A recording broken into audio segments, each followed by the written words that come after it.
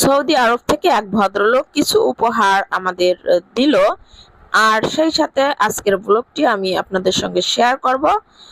আজকে রান্না করেছিলাম ভুনা খিচুড়ি। আসসালামু আলাইকুম, কেমন আছেন আপনারা সবাই? আশা করি যে যেখানে আছেন ভালো আছেন, সুস্থ আছেন। আবার আপনাদের মাঝে চলে আসলাম একটা ভিডিও নিয়ে। আশা করি পুরো ভিডিওটি আপনাদের ভালো লাগবে। ভিডিওর শুরুতে একটা লাইক দিয়ে ভিডিওটি দেখা শুরু করবেন। ভালো লাগলে কমেন্ট শেয়ার করে পাশে থাকবেন। সকাল সকাল উঠেই বিছানা গুলো একটু ঝেড়ে ঝুড়ে নিলাম। তারপর কিছু কাপড়ও ধুয়ে দিব। তার মধ্যে আপনাদের ভাইয়ের নতুন শার্ট প্যান্ট বানিয়ে নিয়ে আসছে, তো সেগুলো আমি ওই সাথে ধুয়ে দিব। সকাল সকাল বাচ্চাদের স্কুল কোচিং সবকিছু নিয়ে অনেক ব্যস্ত থাকতে হয়, তো আজকে আর স্কুলে যাইনি।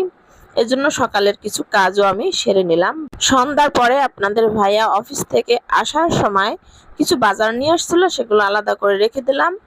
আর এক ভদ্রলোক আপনার ভাইয়াকে কিছু জিনিস গিফট করেছে, বলতে সৌদি আরব থেকে হজ করতে গিয়ে বা আসার সময় সে এই জিনিসগুলো নিয়ে আসছে। আর সৌদি থেকে যা যা নিয়ে আসে, আতর আতর খেজুর, টুপি, অর্থাৎ কিছু কিছু জিনিস আছে এর মধ্যে, গিফট করেছে। তো জিনিসগুলো দেখে আমার খুবই ভালো লাগছে। এর ভিতরে যে জিনিসগুলো ছিল সবই আমি চিনতে পারছি। আর হচ্ছে এর ভিতর একটা জিনিস ছিল এটা চিনতে পারিনি, ভাবতেছি জিনিসটা আসলে কি হতে পারে।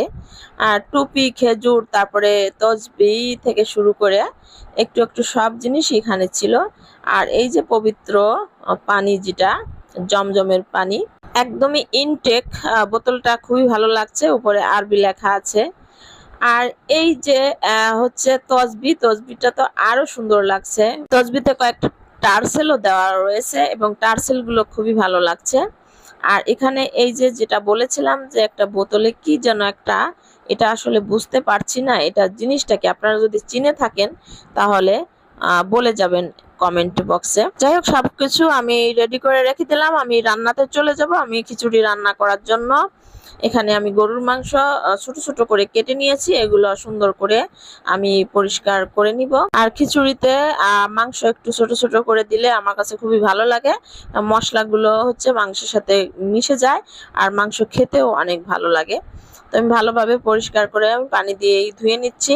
রান্নার আগে পেঁয়াজ সবকিছু আমি কেটে কুটে রেডি করে নিয়ে আসছি। আর চাল ডাল এখানে মিশিয়ে নিচ্ছি, পোলাও চাল ডাল। আর এখানে মুগ ডাল ছিল না, এজন্য মসুরির ডাল দিয়ে রান্না করছি। আর আজকে সরিষার তেল দিয়ে খিচুড়ি রান্না করব। সয়াবিন তেল শেষ হয়ে গিয়েছিল, তাই আজকে সরিষার তেল দিয়ে খিচুড়ি রান্না করছি। আর বিশেষ করে বিরিয়ানি, পোলাও, খিচুড়ি একটু সয়াবিন তেল দিয়ে রান্না করা হয়। আর সবসময় সরিষার তেল দিয়ে আমি রান্না করি।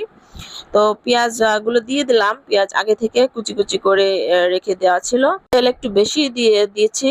আর মশলা একটু ভালোভাবে কষিয়ে নিয়ে তারপর আমি মাংসগুলো এখানে দিয়ে দিলাম। আজকে কোনো স্পেশাল মশলা আমি খিচুড়িতে দেইনি।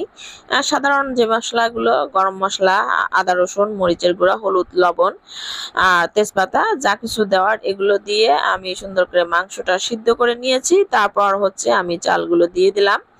চালগুলো আর একটু সুন্দর করে নেড়ে চেড়ে একটু ভাজা ভাজা করে নিব। আর একটু ভাজা ভাজা করে নিলে হয় কি, রান্না একটু মজারও হয়। চালগুলো একটু সুন্দর করে ভাজা ভাজা করে তারপর পরিমাণ মতো পানি দিয়ে দিলাম। এর মধ্যে কাঁচামরিচ এবং আস্ত কিছু রসুন দিয়ে দিলাম। তারপর দমে দিয়ে খিচুড়িটা রান্না করে নিব। প্রিয় দর্শক, এতক্ষণ ধরে যারা আমার ভিডিওটি দেখছিলেন তাদেরকে অনেক অনেক ধন্যবাদ। ভালো থাকবেন আপনারা সবাই। আল্লাহ হাফেজ।